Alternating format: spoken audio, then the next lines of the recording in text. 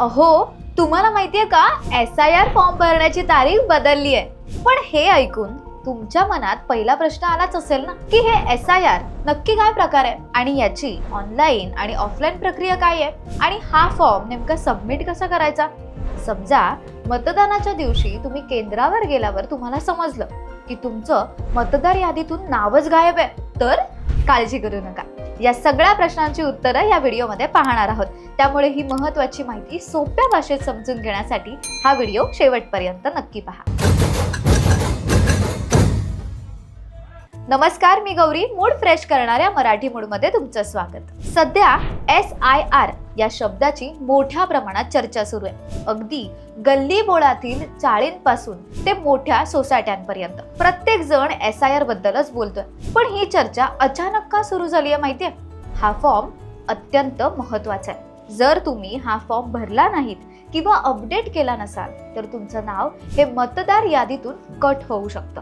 पण आधी समजून घेऊयात की SIR हे म्हणजे नक्की काय आहे. तर SIRचा फुल फॉर्म आहे स्पेशल इंटेन्सिव्ह रिव्हिजन, म्हणजेच निवडणूक आयोगाची विशेष संक्षिप्त पुनर्निरीक्षण मोहीम. सोप्या भाषेत सांगायचं तर निवडणूक आयोग आपली जुनी मतदार यादी पूर्णपणे अपडेट करते, म्हणजेच मतदार यादीची स्वच्छता आणि दुरुस्त करते. या प्रक्रियेत अधिकारी घरोघरी जाऊन मतदारांची विचारपूस करतात. कुटुंबातील कोणाचं निधन झालं असेल किंवा कोणी दुसरीकडे शिफ्ट झालं असेल तर त्यांची नावं ही काढून टाकणे, वयाची 18 वर्ष पूर्ण झालेल्यांची नवीन नावं नोंदवणे आणि नावात किंवा आपल्या घरच्या पत्त्यात झालेल्या चुका दुरुस्त करणे, हाच या मोहिमेचा मुख्य उद्देश आहे. केंद्रीय निवडणूक आयोगाने महाराष्ट्रासहित देशभरातील अनेक राज्यांमध्ये ही SIR ही मोहीम वेगाने सुरू केली. या मोहिमेदरम्यान तुमच्या घरी BLO अधिकारी येतात. BLO म्हणजेच बूथ लेवल ऑफिसर्स येतात. हे सहसा तुमच्याच भागातील सरकारी शिक्षक किंवा मग कर्मचारी असतात. ते घरी येऊन वॉर्ड मधील हा मतदार इथेच राहतो का याची खातरजमा करतात आणि एक फॉर्म देतात. पण थांबा, सध्या डिजिटल युगात स्कॅमर्सचं प्रमाण खूप वाढलंय. त्यामुळे कोणतीही आपली वैयक्तिक माहिती किंवा आपले कागदपत्र देण्याआधी त्या अधिकाऱ्यांचं ओळखपत्र म्हणजेच आयडेंटिटी कार्ड तपासून घ्या आणि मगच आपली माहिती त्यांना द्या. BLO अधिकारी घरी आल्यावर ते तुम्हाला एक फॉर्म म्हणजेच एन्युमरेशन फॉर्म देते. तो फॉर्म शांतपणे भरा. त्याला आधार कार्ड, पॅन कार्डची कॉपी, वोटिंग ID आणि जर तुम्ही स्थलांतर झाले असाल तर त्याचा दाखला आणि सोबत फोटोही जोडा. तो फॉर्म थेट BLO अधिकाऱ्यांकडे जमा करा.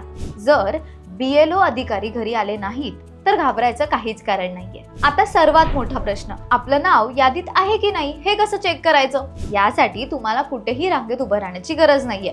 तुम्ही हा फॉर्म ऑनलाईन सुद्धा भरू शकता. त्यासाठी तुम्हाला निवडणूक आयोगाच्या वेबसाईटवर जायचंय किंवा ECI या इलेक्शन कमिशन ऑफ इंडियाचा ऍप डाउनलोड करायचा आहे. त्यानंतर तुमच्या समोर 2 ऑप्शन्स येतील.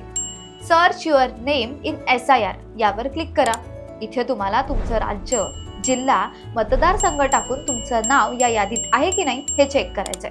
दुसरं, लास्ट SIR E-रोल यावर क्लिक केल्यावर तुम्हाला तुमचं राज्य, जिल्हा, मतदारसंघ, गाव किंवा मतदान केंद्र टाकल्यावर तुम्हाला व्ह्यू यावर क्लिक करायचंय. यानंतर तुमच्या समोर एक लिस्ट येईल. त्यात तुमचं नाव आहे की नाही हे चेक करा. नाव दिसलं? उत्तम. पण जर नाव नसेल तर तुम्हाला SIR यादीत नाव आपलं ऍड करावं लागेल. त्यासाठी तुम्हाला तुमचं मतदार कार्ड, आधार कार्ड आणि तुमच्या पालकांचं नाव हे 2002च्या SIR यादीत असणं बंधनकारक आहे. एक मोठी अपडेट आहे. आता 8 ऑगस्ट नाही तर 17 ऑगस्ट ही फॉर्म जमा करण्याची शेवटची तारीख आहे. त्यामुळे उद्या करू, नंतर करू असा विचार अजिबात करत बसू नका. आजच 5 मिनिटं काढून तुमचं आणि तुमच्या संपूर्ण कुटुंबाचं नाव या यादीत तपासून घ्या. कारण शेवटी आपलं मत आपला हक्क आहे आणि तो गमावून चालणार नाहीये. हा व्हिडिओ तुमच्या घरच्यांच्या, मित्रांच्या आणि सोसायटीच्या WhatsApp ग्रुपवर नक्की शेअर करा, जेणेकरून कोणाचंही नाव या यादीतून सुटणार नाहीये. हा व्हिडिओ कसा वाटला हे कमेंटमध्ये नक्की सांगा. जय हिंद, जय महाराष्ट्र.